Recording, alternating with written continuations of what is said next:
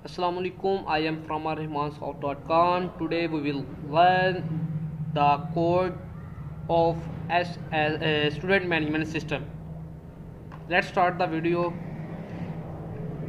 First of all, open your project folder and then open a browser in which you start your project. यहाँ पे हमारी इसके ये DB है जिसमें इस सारा जो यूज़र्स का डाटा है वो यहाँ पर स्टोर हो रहा है। उसके अलावा यहाँ पे हमने अपना जो प्रोजेक्ट है उसको भी ओपन कर लिया हुआ है। उसके बाद सबसे पहले हम अपने होम के पेज जो है जिसको हम index.php का पेज भी बोलते हैं उसकी तरफ बढ़ते हुए आगे चलते हैं। और यहाँ पर अगर हम देखें इंडेक्स के पेज को हम ओपन कर लेते हैं तो यहाँ पर इंडेक्स के पेज में सबसे पहले हमारे पास दो फाइल्स को इंक्लूड करवाया गया है, जिसमें से एक फ़ाइल का नाम है स्टाइल की फाइल है style.css और सेकंड हमारे पास एक CDN लिंक जो है कंटेंट डिलीवरी नेटवर्क इसको बोलते हैं। CDN लिंक को jQuery का जो CDN लिंक है इसको यूज़ किया गया है। और उसके बाद जो बॉडी टैग है, बॉडी टैग में CSS की मेन्यू का एक आईडी ली गई है और उसके अंदर हमारे पास यहाँ पे तीन टैब्स दिए गए हैं जो कि आपके सामने यहाँ पे शो भी हो रहे हैं। यहाँ पे हमारे पास 3 टैब्स हैं। इसके अलावा यहाँ इस पेज पे और कोई काम नहीं किया गया। इस जो CSS की फ़ाइल है, अगर हम इस फाइल को देखें, इसको थोड़ा सा रीड आउट करते हैं तो इसका जो सोर्स है वो देखें कहाँ पे पड़ा हुआ है, assets css style1.css।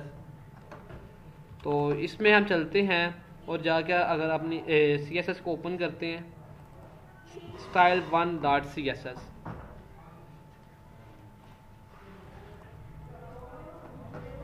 ये हमारे पास ये बॉडी टैग है। बॉडी टैग में सबसे पहले हमने एक बैकग्राउंड इमेज को यूज़ किया है जिसमें हमने URL और इसके अंदर इमेज का पाथ सेट करके उसको बताया है कि उसको जो कंटेंट होना चाहिए वो सेंटर में होना चाहिए और कवर वो पिक्चर पूरे की पूरी डिस्प्ले कवरिंग कर रही हो और उसका रिपीटिंग ना हो। उसकी हाइट को हमने 100 VH यानी पूरी जितनी भी डिस्प्ले स्क्रीन है उसके सेट कर दिया है। ओपेसिटी उसकी 5 की हुई है। डिस्प्ले फ्लैक्स और जस्टिफाई कंटेंट सेंटर हमने कर दिया हुआ है। और जो फॉन्ट फैमिली है उसकी ये CGUI थोमा ये वाली सेट की हुई है और फॉन्ट वेट को 500 सेट कर दिया है। तो ये जो आपके पास ये इमेज जो शो हो रही है, ये इमेज जो है वो ये वाली इमेज है। तो अगर हम इस पर ऊपर क्लिक करें तो ये देखें यहाँ पे हमें वो इमेज भी शो हो जाएगी। अगर हम इस इमेज को चेंज करना चाहते हैं, अगर मैं इसका 2jpg कर देता हूँ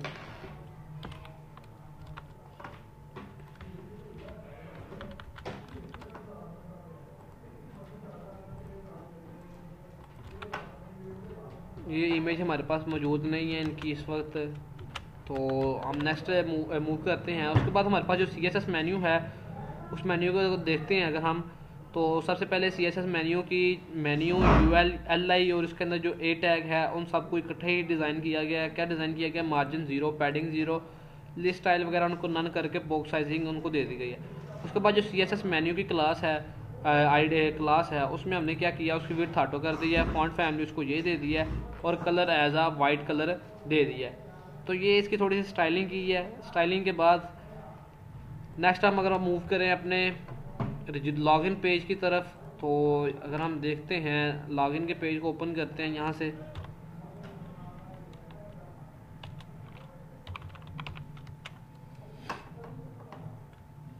लॉगिन के पेज को जब हमने ओपन किया तो सबसे पहले हम ऊपर की तरफ चलते हैं। तो यहाँ पे हमने सबसे पहले सेशन को स्टार्ट किया। सेशन को स्टार्ट करने के बाद यहाँ पे हमने एज यूजुअल जो हमने वहाँ पे पीछे जो फाइल्स को इंक्लूड करवाया था, यहाँ पे भी 2 फाइल्स को इंक्लूड करवाया है। एक है CSS का लिंक और दूसरा है हमारा CDN लिंक ऑफ जावास्क्रिप्ट। तो यहाँ पे भी CSS मेन्यू में 3 ही टैब्स दिए गए हैं, लॉगिन, रजिस्टर और होम का। तो उसके बाद हमने यहाँ पे अपना फॉर्म को डिज़ाइन किया है। फॉर्म को डिज़ाइन करने के बाद जो हमारा मेन वर्क है वो यहाँ से स्टार्ट हो रहा है कि जब इस बटन पे क्लिक हो, लॉगिन बटन पर, ये देखें जो हमारे पास ये बटन है, जब इस बटन पे क्लिक हो तो क्या करे, जब इस बटन पे क्लिक करेगा तो क्या करेगा, उसमें आपने जो भी यहाँ पे ईमेल डाली होगी, पासवर्ड और यूज़र टाइप, उन तीनों को उठाकर एक एक वेरिएबल्स में हमने उनको स्टोर करवा लिया।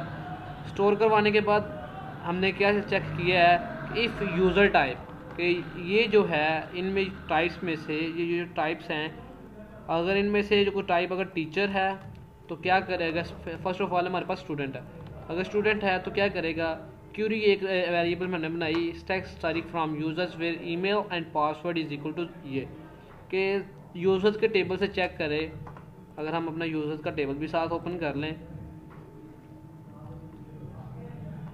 तो ये देखें हमारे पास इस वक्त 4 यूजर्स हैं, ठीक है, जिनमें एक एडमिन है, एक टीचर है और 2 स्टूडेंट्स हैं। तो ये 2 स्टूडेंट्स हैं, क्या करेगा, इनका इस टेबल से चेक करेगा और क्या करेगा, उनको student.php के पेज पे रीडायरेक्ट करवा देगा और उनको जो यूज़र टाइप है उसकी स्टूडेंट वो एज अ सेशन को स्टोर करवाएगा और जो ईमेल है उसकी ईमेल को एज अ सेशन ईमेल में उठाकर फेंक देगा। तो अगर हम लॉगिन करने की ट्राई करते हैं, हमारे पास यूज़र है,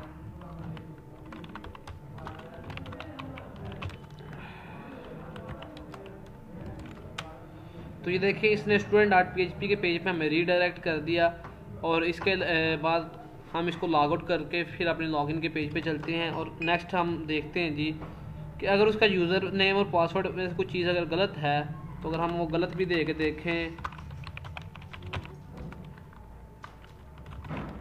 और इसकी ये देखें इनकरेक्ट ईमेल और पासवर्ड, ये उसने हमें एक एरर मैसेज शो करवा दिया। एरर मैसेज के बाद हम चलते हैं जी, नेक्स्ट मूव करते हैं। तो नेक्स्ट उसने हमारे पास है जी, अगर यूज़र टाइप जो है वो टीचर है तो क्या करेगा, चेक करेगा यूज़र्स के टेबल से जहाँ पर उसकी ईमेल, पासवर्ड और यूज़र टाइप टीचर के बराबर है, वहाँ से उसका मुकम्मल डाटा उठाएगा और लाकर हमें शो करवा कर उसको आगे पेंडिंग request.php के पेज पे रीडायरेक्ट करवा देगा, वरना उसको भी यही मैसेज शो करवाएगा इनकरेक्ट ईमेल और पासवर्ड। थर्ड पे हमारे पास एक ही रोल बच जाता है जो रोल है एडमिन का, ओके, और एडमिन के रोल में वो क्या करेगा, select static from admin, admin के टेबल से लाएगा क्या, एडमिन की ईमेल और एडमिन का पासवर्ड। तो यहाँ पे अगर हम जाकर देखें तो हमारे पास एडमिन की जो ईमेल है वो admin@gmail.com और पासवर्ड भी admin@gmail.com है। तो वहाँ पे लाकर उसको यूज़र टाइप उसकी एडमिन और ईमेल उसकी जो भी ईमेल होगी उसको शो करवा के स्टूडेंट अपडेट.php के पेज पे रीडायरेक्ट करवा देगा। ये था हमारा लॉगिन पेज। लॉगिन के बाद हमारे पास यहाँ पे एक पेज और मौजूद है जिसका नाम है टैब है जिसका नाम है रजिस्टर। तो हम रजिस्टर.php के पेज पे भी चलते हैं, उसको भी थोड़ा सा रीड करते हैं। इसमें देखें ऐसे सबसे पहले यहाँ पे हमने स्टार्ट किया है CSS मेन्यू, जो हमने पीछे भी मेन्यू देखी है, इसकी हमने स्टाइलिंग भी देखी है। तो उसके बाद हमने एक UL टैग लिया और UL टैग के अंदर PHP का वर्क जो है वो टैग स्टार्ट किया। क्या हमने काम स्टार्ट किया है कि चेक करें कि इफ़ यूज़र ईमेल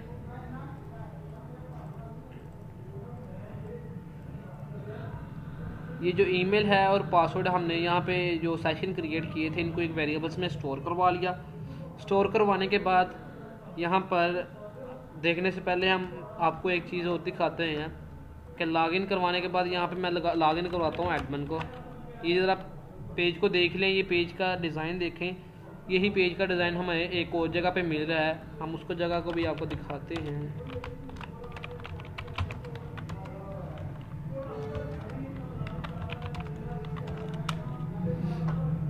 ये देखें जब हम यहाँ पे ओवरव्यू में हमने देखा था कि टीचर को जब अपडेट करते थे वो तो टीचर के टेबल में जाता था, जब स्टूडेंट को करते हैं तो वो स्टूडेंट के टेबल में जाता है, तो स्टूडेंट के टैब में। तो यहाँ पे अगर हम अपडेट करें तो ये देखें ये तकरीबन जो है वो सेम एज जो है वो register.php का पेज ही है और इसमें हमने एक ID नाम का वेरिएबल भेजा है जो कि उसकी ID को शो करवा रहा है। तो यहाँ पे जो सबसे पहले हमने काम स्टार्ट किया है कि if empty is not empty $_get ID, कि ये जो ID है ये नल ना हो तो क्या करे, देखेगा फिर कि इफ़ यूज़र जो रोल है, यूज़र रोल जो है वो एडमिन है या टीचर है, उसको ये वाले 4 इको करवा दे।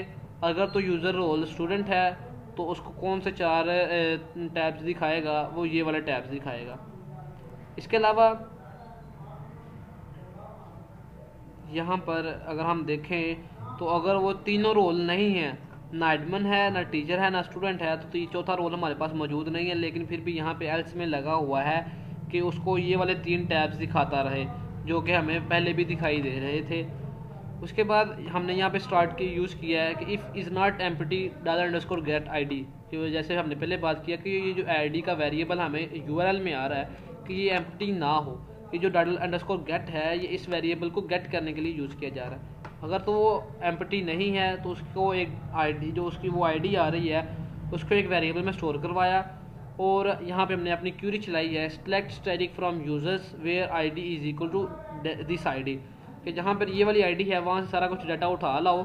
और वाइल लूप के ज़रिए हमने उसको सारा डाटा फैच कर लिया। फैच करने के बाद हमने क्या किया कि जैसा फॉर्म हमें मिल रहा है, ये रजिस्टर पे मिल रहा था, उसी तरह का फॉर्म यहाँ पे हमने इफ़ जो अपडेट के मोड में है वो फॉर्म को डिज़ाइन किया।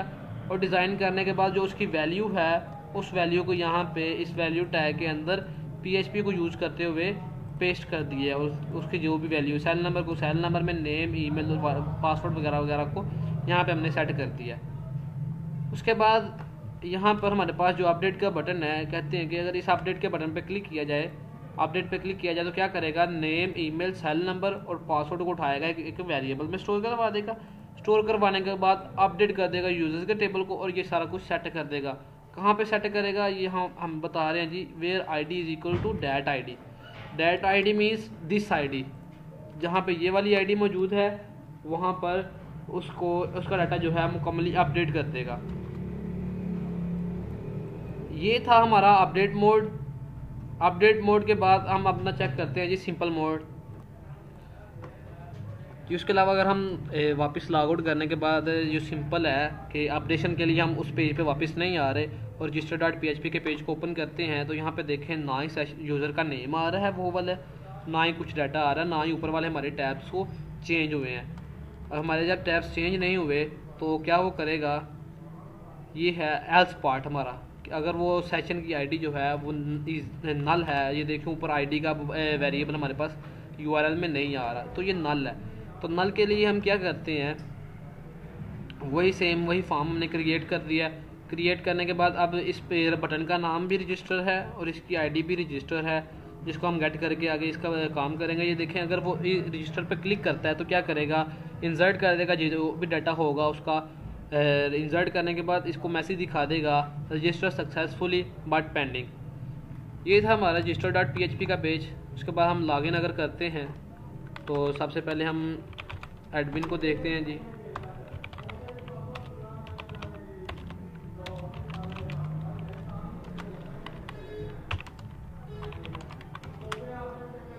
एडमिन को देखने के बाद, एडमिन के पेज में आने के बाद ये देखें हमारे पास सबसे पहले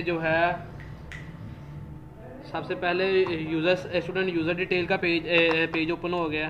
तो हम इसको रीड आउट करते हैं, स्टूडेंट अपडेट।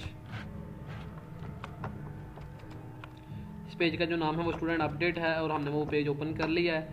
पेज ओपन करने के बाद इसमें हमने सिंपली यूज़ किया है कि इफ़ जो यूज़र टाइप है एडमिन है या टीचर है तो ही उसको ये ऊपर वाला बार दिखाए, जो टॉप बार हमारी आ रही है, टैब्स आ रहे हैं, और दिखाए, वरना ना दिखाए। क्योंकि ये स्टूडेंट है जब वो इस पेज पे आएगा, अगर गलती से आ भी जाता है तो उसका अगर वो यूज़र टाइप नहीं उसको मिलेगी तो उसको इस सेशन में पेज में से कोई भी डाटा शो नहीं हो पाएगा। उसके बाद हमने यहाँ पे एक टेबल क्रिएट किया है। टेबल क्रिएट करने के बाद उसमें जो भी डाटा है वो हमने फैच किया है। कैसे फैच किया है वो हमने ऑलरेडी रजिस्टर के पेज पे भी देख लिया है और लॉगिन के पेज पे भी हमने देखा है कि क्यूरी यूज़ करेगा कि क्यूरी में जो एडमिन है, एडमिन का डाटा किसी भी लिस्ट में आप देखेंगे, कभी भी देखेंगे तो शो नहीं हो रहा होगा। तो यहाँ पे हमने क्या यूज़ किया है कि यूज़र के टेबल से सारा कुछ ले आए, यहाँ पे यूज़र टाइप एडमिन नहीं है। तो यहाँ पे अगर हम देखें कि यूज़र के टेबल में अगर हम चलते हैं और जाकर देखते हैं कि यहाँ पे एडमिन सिर्फ एक है और बाकी सारे दूसरे टाइप्स हैं उनकी, तो यहाँ पे वो 3 बंदे शो हो रहे हैं बट यूज एडमिन शो नहीं हो रहा। ये इज़ नॉट इक्वल टू, ये मीन होता है। उसके बाद हमने डाटा को फैच कर लिया। फैच करने के बाद यहाँ पे उनको 2 बटन्स दे दिए, एक है बटन अपडेट एडिट का और दूसरा है डिलीट का। तो हम इनके दरमियान थोड़ी स्पेस भी क्रिएट कर देते हैं। अगर हम इसके दरम्यान थोड़ी स्पेस क्रिएट करते हैं तो ये देखिएगा यहाँ पे भी इनके दरम्यान स्पेस क्रिएट होगी और वर्ड आ रहा है। अगर यहाँ पे अगर दो बटन्स हैं, एक है डिलीट का और एक है अपडेट का। डिलीट के लिए क्या करेगा कि डिलीट को हमने एक वैल्यू असाइन कर दी है। कौन सी वैल्यू असाइन की है? जो भी उसकी आईडी होगी उस रो की जो आईडी है उसको हमने डिलीट के बटन में स्टोर करवा दिया। स्टोर करवाया और जब इस बटन पे क्लिक होगा तो क्या करेगा ये देखें यहाँ पे है इफ़ इस सेट $_get डिलीट, कि जब डिलीट के बटन पर क्लिक करे, ये जो डिलीट का है, तो अगर वो इस डिलीट के बटन पर क्लिक करेगा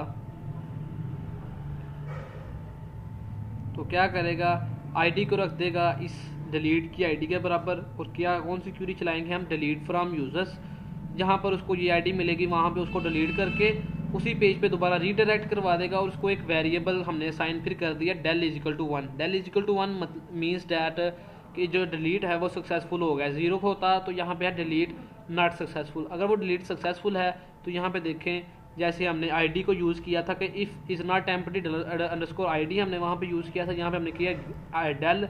अगर तो वो डेल एम्प्टी नहीं है तो क्या करेगा, इको कर दे डिलीट सक्सेसफुली। इसी पेज पे इको का एक मैसेज दिखा देगा डिलीट सक्सेसफुली का। उसके बाद यहाँ पे है अपडेट। अगर $_update पे गेट करें हम, अगर अपडेट के बटन है तो क्या करेगा, अपडेट के लिए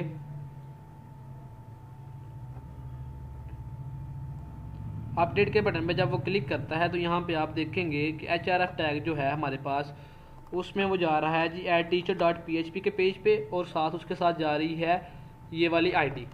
तो यहाँ पे अगर हम क्लिक करें, क्योंकि अब डिलीट का हमारा फंक्शन क्लियर हो चुका है और अब हम अपडेट के फंक्शन की तरफ चलते हैं। अपडेट पे जब क्लिक करता है तो यहाँ पे एक नया टैब पे आ जाता है जहाँ पे है ऐड टीचर्स, और इसको जो वेरिएबल अपडेट है उसको आईडी मिल चुकी है 4। तो हम आगे ऐड टीचर्स की तरफ चलते हैं और यहाँ पे अगर हम देखें कि जैसे हमने रजिस्टर के पेज पे फंक्शन यूज़ किया था, ये देखें यहाँ पे भी हमने यूज़ किया कि अगर एडमिन और टीचर का यूज़र रोल है या यूज़र टाइप है उनको ही सिर्फ ये ऊपर वाले टैब्स दिखाए और डाटा दिखाए, एल्स में ना दिखाए।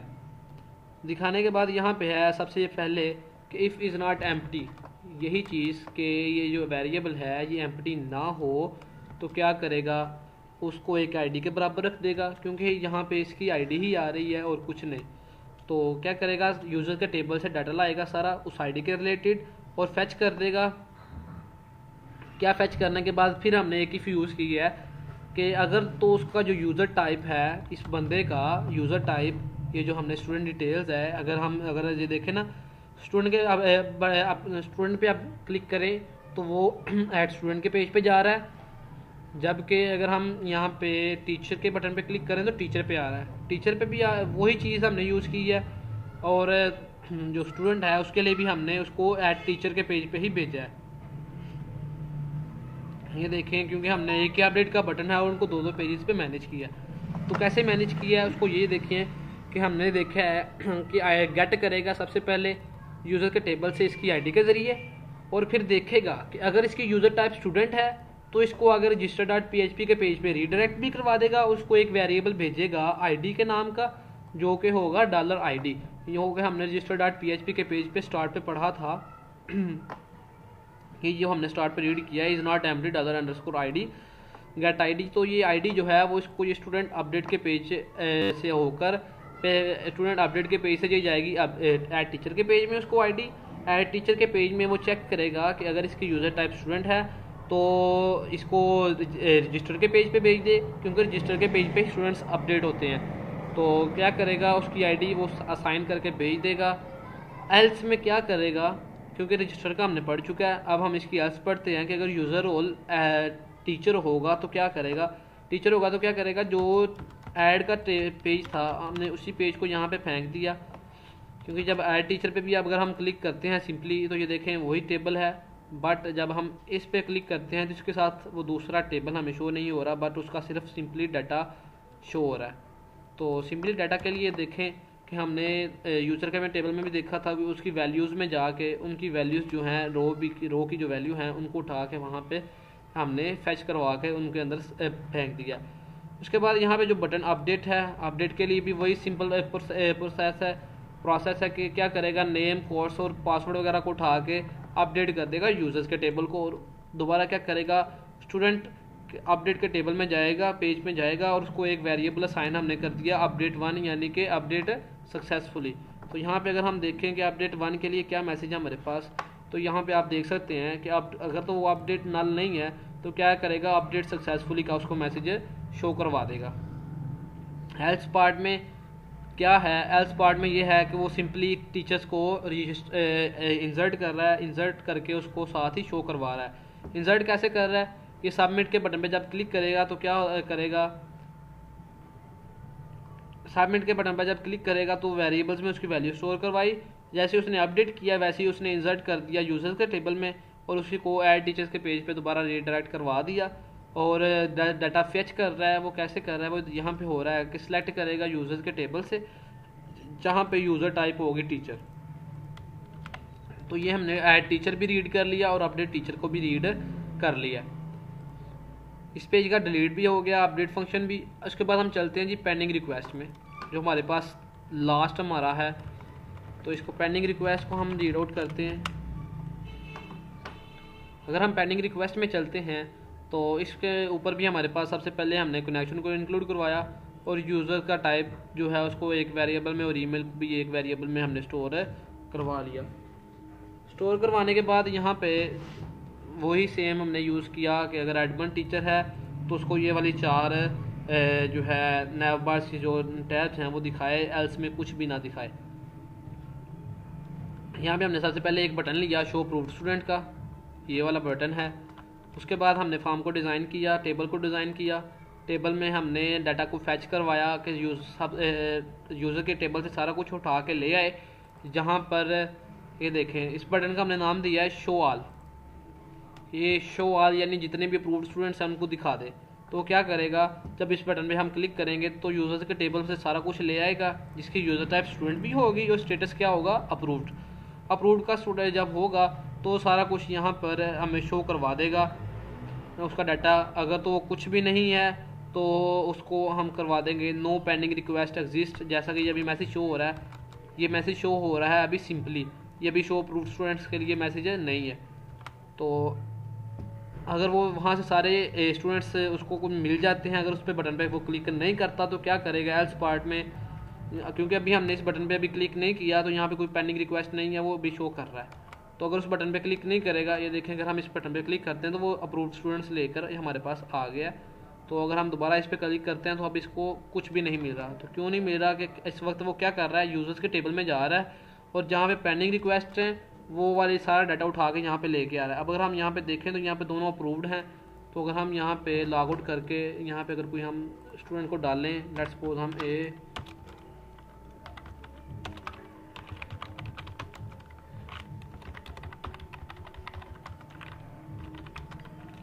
ए के स्टूडेंट को रजिस्टर करते हैं और उसने हमें बता दिया कि रजिस्टर सक्सेसफुली बट पेंडिंग। तो यहाँ पे अगर हम जाके एडमिन को लॉगिन करवाते हैं और पासवर्ड इसको देते हैं तो यहाँ पे वो स्टूडेंट आ गया, उसका स्टेटस क्या आ रहा है, पेंडिंग। और पेंडिंग रिक्वेस्ट में चलते हैं तो ये देखें यहाँ पे हमारे पास वो स्टूडेंट आ गया जिसकी रिक्वेस्ट पेंडिंग है। तो ये पेंडिंग के तमाम स्टूडेंट्स हमारे पास यहाँ पे लेके आ रहा है। उसके बाद हमारे पास यहाँ पे है 2 आईडीज़ हैं हम दे रहे हैं, एक है अप्रूव्ड का बटन और एक है रिजेक्ट का बटन। तो उन बटनों पे क्या करेगा, अगर अप्रूव्ड का बटन पे वो क्लिक करता है तो यूज़र के टेबल में जाकर उसका स्टेटस अप्रूव्ड को सेट कर देता है, अपडेट कर देता है। अगर हम रिजेक्ट करते हैं तो उसका स्टेटस को रिजेक्ट कर देता है। तो अगर हम यहाँ पे देखें कि अगर हम इसको रिजेक्ट करते हैं, क्योंकि अप्रूव्ड तो हमने देख लिया, तो रिजेक्ट करते हैं तो नो पेंडिंग रिक्वेस्ट उसने शो कर दिया। और अगर हम शो ऑल अप्रूव्ड स्टूडेंट्स करते हैं तो यहाँ पे हमारे पास सिर्फ 2 स्टूडेंट दिखाएगा, क्योंकि तीसरा स्टूडेंट हमारे पास रिजेक्ट हो चुका है। अगर हम अपने डाटाबेस को रिफ्रेश करते हैं तो यहाँ पे देखें उसका स्टेटस रिजेक्टेड है। तो अगर हम इसके स्टेटस को रिजेक्टेड की बजाय अप्रूव्ड कर देते हैं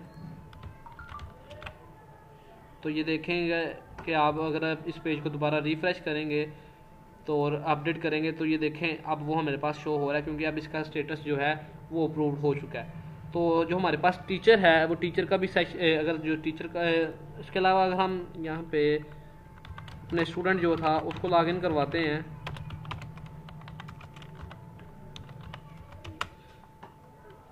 स्टूडेंट को gmail.com में स्टूडेंट नहीं,